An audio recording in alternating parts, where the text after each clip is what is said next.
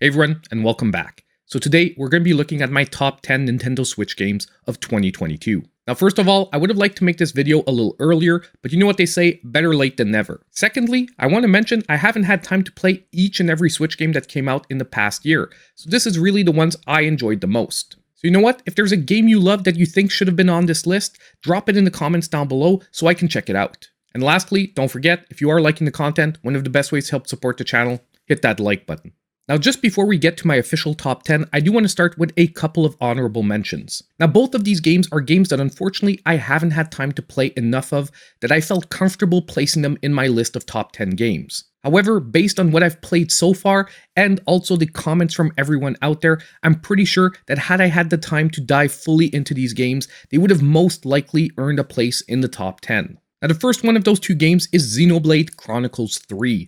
Unfortunately, this is a huge JRPG, and when it came out, if I would have wanted to fully dive into this game, I would have missed out on so many other releases. And at the same time, this was a game that I respect so much that I didn't want to do a lightning fast playthrough and not fully enjoy my time with it. That being said, I've only played about 3 to 5 hours of the game, however, I can already tell that this is a very high quality release. And the storyline looks like it's setting up to be a quite interesting adventure. And most likely, I'll be fully diving into this game the first time I go on vacation or something similar, and I really have time to dedicate like a full week or two to this game. Now, the second of the games in this category earning a honorable mention will be Neon White, that some people might even say is the top indie release of the year. Now, to be totally honest, this is a release that I just missed, and by the time I picked up on what a high quality game this is and what an enjoyable experience it was turning out to be, unfortunately, there was so much else going on, I didn't have time to go back and play through the full game. I've only played a couple of hours of this game, but based on what I've played so far and the opinion of reviewers that I respect a ton, like Alex over at Switch Corner, I can tell that this game is a great overall release. It mixes in first-person gameplay with deck-building mechanics and a visual style that is just stunning. And yet again, this is another one that I've put on the back burner, and I'm just waiting for enough time to do a respectful playthrough of it. Now that is pretty much it for the honorable mentions, so now on to my official top 10. Number 10. Now, occupying the highest spot on our list, I have Triangle Strategy, a strategy RPG done in beautiful 2D HD by Square Enix. Now, when we first got a glimpse of this game and the working title was Project Triangle Strategy, you know what? By the visuals I was seeing, I was sure this was lining up to be a Final Fantasy Tactics 2, which from a personal perspective was a super exciting event because Final Fantasy Tactics from the PS1 era is probably one of the games of all time that I've played the most. However, when we finally got this game and we dove in, it made sense why it was not part of the Final Fantasy universe. Now yes, the strategy turn-based combat at its base felt a lot like that other game, however everything else about this game was a totally original affair. And I would almost even say that this game feels almost like a visual novel disguised as a strategy RPG. With an extremely deep and politically driven storyline here, this game has hours of fully voice-acted cutscenes. And although by the end, I think this becomes one of this game's biggest strengths, you really have to know about that before jumping in. Now, the gameplay does open up quite a bit as well once you're about 6 to 7 hours into the game.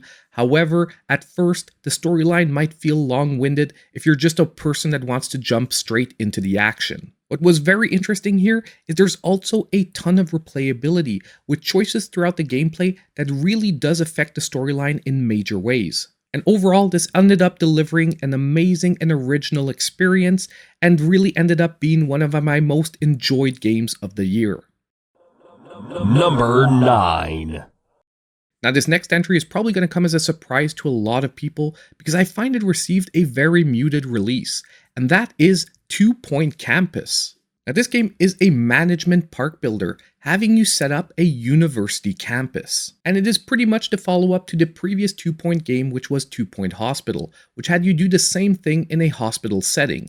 However, if you think the idea of setting up a university is just going to be boring classrooms, well, change your perspective right away. because most of these classrooms end up feeling more like amusement park rides with crazy themes like clowning, wizardry, or becoming a knight. It's also one of the games in this genre that has an extremely well adapted control scheme for consoles, and it's extremely easy to pick up, and once you get a perfect hang of it, will be a very pleasing experience. Now, some people have spoken about frame rate drops on the Nintendo Switch, and yes, it does happen when you have a very busy campus. However, at the same time, this being a management game, it really doesn't affect your gameplay experience, at least in my opinion, at all. And there's a ton of content here with both a sandbox mode and a campaign-driven one. And overall, in my opinion, so far in this genre of gaming is pretty much the best release we currently have on the Nintendo Switch. Number 8. So now in this spot, I'm putting Teenage Mutant Ninja Turtles, the Cowabunga Collection. Now I know it might feel weird putting a collection of retro games on a top 10 list for 2022, but I've got to tell you, this collection is one that I thought would never see the light of day, due to the crazy co-ownership that the IP was locked behind. But that's not the only reason this game is coming in as one of my top games of the year. The other reason this collection is so worthy of mention is because of the number of games included in it, with 13 different games ranging from the Game Boy, NES, Sega Genesis, SNES, and even all the way to the arcades. And playing through these games again today, it's amazing how a lot of them stand up, even based on today's standards, with Turtles in Time still being an amazing playthrough for anyone into beat-em-ups. And to think to include the 3 games from the Game Boy was an amazing opportunity for a lot of people to play games that they maybe missed out on in the past. And they even added in some awesome artwork in the menus that really will be a joy for Turtles fans. Lastly, I really want to congratulate them for including all these games in one and only package, rather than splitting it up like I'm pretty sure some other developers out there might have. But overall, all these elements combined is the reason why this game definitely made my list of the top 10 games of 2022. Number 7. Now this spot is going to be held by an amazing port to the Switch, and that is Nier Automata, the End of Yora Edition. Now trying to properly describe Nier Automata for someone who's never played it is actually a little bit of a difficult concept, especially if you don't want to include any spoilers. But at its heart, this game is an open world action RPG where you're playing the role of an automaton trying to take back planet Earth for humanity. But probably what is one of the best points of this game is the fact that although that is the basic gameplay format here, it keeps shifting up the gameplay modes at moment's notice. Sometimes feeling like an auto runner, other times almost feeling like a shoot 'em up. Basically, you never know what to expect around the next corner. However, what's probably even more amazing is how it all flows together almost seamlessly, with each one of these genres almost done to perfection. Lastly, a lot of people were worried that the port to the Switch here would take quite a hit, and although it's definitely not the strongest graphical version of the game, it is still a joy to play on the Switch, with the frame rate being fairly steady and the gameplay not suffering at all. Number 6. Now in the next position, we have probably what is one of my favorite remakes to hit the Switch, and that is Tactics Ogre Reborn. Now yes, this is a second strategy turn-based RPG on this top 10 list. However, just to be fair, the Switch has received an extremely high number of strategy RPGs this year, so you know what? Having only 2 on this list is actually not too bad. Now you could almost say as well that this game almost had an unfair advantage, because a lot of people would regard this game as possibly one of the best strategy RPGs of all time. And I am one of those people, with it most likely taking only second place overall, right behind Final Fantasy Tactics. But basically, this new game took all the best elements from Tactics Ogre, enhanced the visuals, and also added in some options for a more modern flow to the gameplay, all the while keeping intact some amazing characters and some truly great storytelling, up there with some of the best that Square Enix has ever delivered. So if you're a fan of strategy turn-based RPGs, do yourself a favor and make sure you play Tactics Ogre Reborn. It is truly a great game. Number 5. Now next on our list, we have yet again another strategy-based game.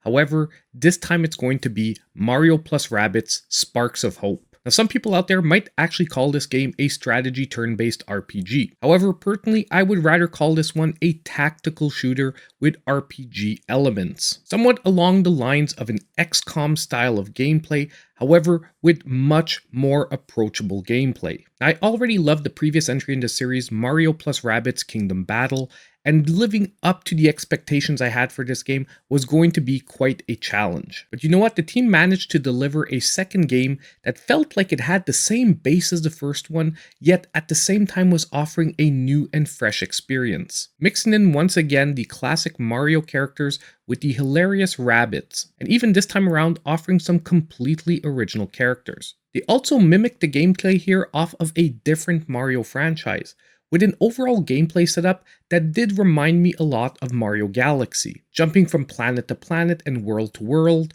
with brand new environments in each and every one. This entry also for me really streamlined the gameplay, offering you way more options than the first one and really more tactical decisions. On the flip side, the boss fights were maybe less memorable than the first one, but were nonetheless extremely enjoyable. Lastly, I think this game is offering an excellent opportunity to get new people into the strategy genre that would not normally be fans of it, and in my book, easily deserved a spot in my top 10.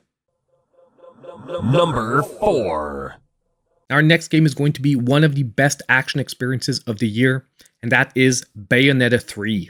Now, if you're a fan of over-the-top 3D hack and slash action, few series out there do it better than the Bayonetta series. And to be totally honest, I really thought there was no way they could outdo the crazy cutscenes of the second game, but if you're a fan of amazing flair, well, guess what? The third game here actually manages to outdo the two previous ones. Now, just as before, the main protagonist in the game is going to be Bayonetta, which is a witch that can use her hair not only as a weapon, but as her clothing. And the crazier and more fast-paced the action gets, the more that particular clothing shifts into its weapon's form, pretty much showing off a lot of Bayonetta herself. But ultimately, this flair and craziness is what makes the Bayonetta series so original. Now, one thing of note here is they've actually shifted around quite a few gameplay elements for this installment. Number one, there's a brand new playable character, and secondly, this game revolves a lot around a brand new fighting mechanic which allows you to summon huge demons to the battlefield. So on the positive end, this game has a lot of things to make it feel fresh and new and different from its two predecessors. However, to be totally honest, the focus on these new giant demons during the combat that in my opinion sometimes slowed it down, prevented this game from actually breaking into my top 3 for this year. It is gameplay-wise, unfortunately not my favorite entry in the series, but even with those slight elements to point out, it is still among one of the best games of the year on the Nintendo Switch. Number 3.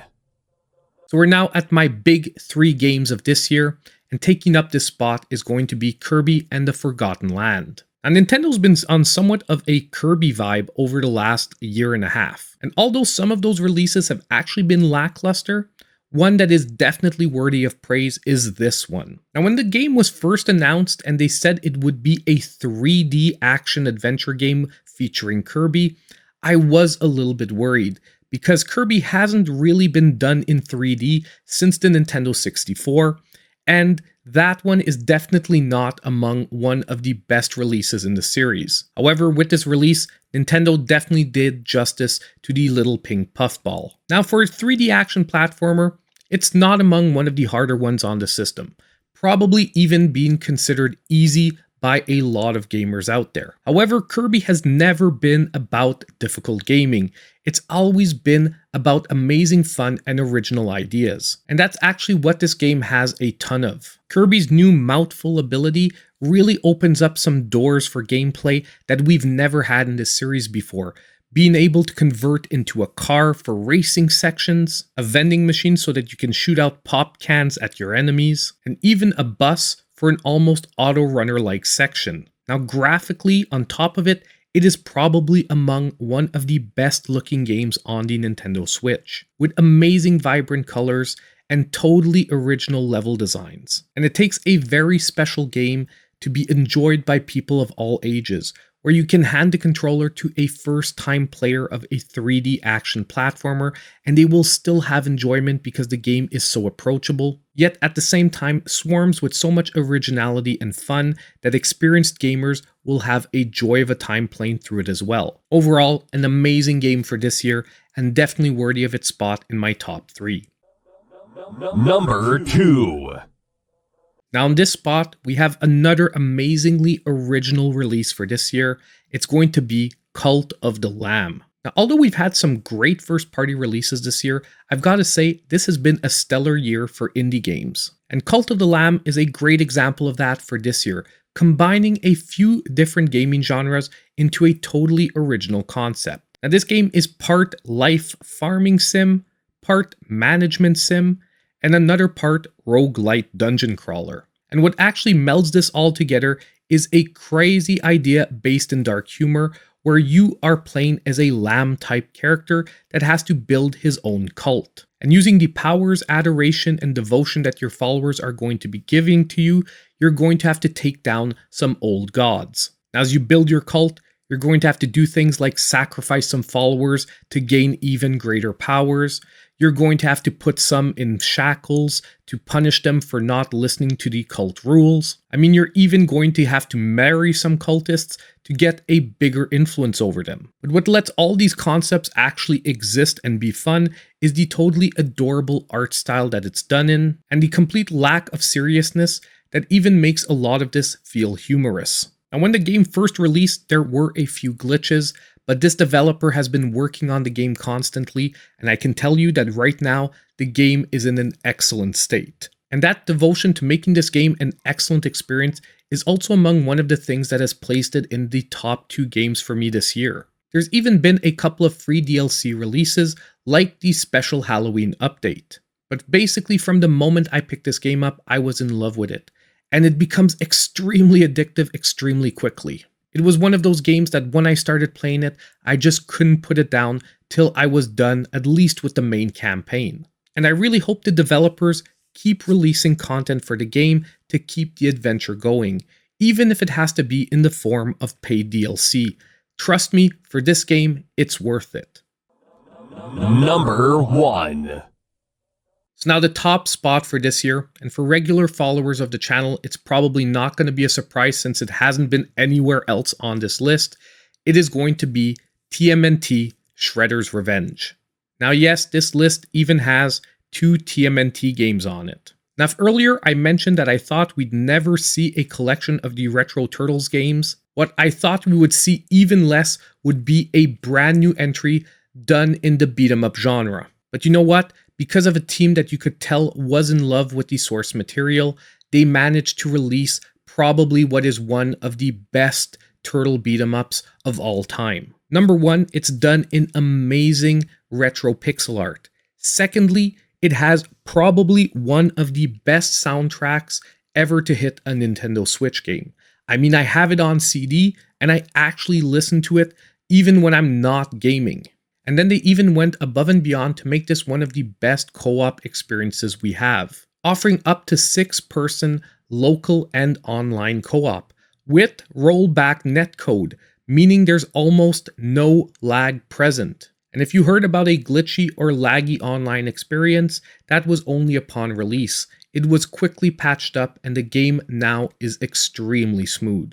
But you know what? That isn't even all yet. They've also gave us the best roster ever for a turtle beat 'em up with Casey Jones, April O'Neil, and even Master Splinter. And just like the previous Cult of the Lamb, what I love most is that the developer has constantly been improving the game, even reworking the battle system to add in extra depth. The game was already amazing upon release, but I've got to tell you, if you've booted it up since the last update, the game feels even better. But overall, all this combined is why TMNT Shredder's Revenge is my top Nintendo Switch game of 2022. So that's it for my list of top 10 Switch games for 2022. As I said at the beginning of the video, If your favorite game isn't on this list, let me know what it is in the comments down below. Also, if you're interested in seeing some indie gems you might have missed, I'll be making a few more top 10 lists over the next couple of weeks. Now, on the way out, don't forget that if you did like the content, hit that like button, subscribe to the channel if you aren't already, and click on that notification bell so you know when all my future content comes out. And as usual, I hope I'll see you in my next video.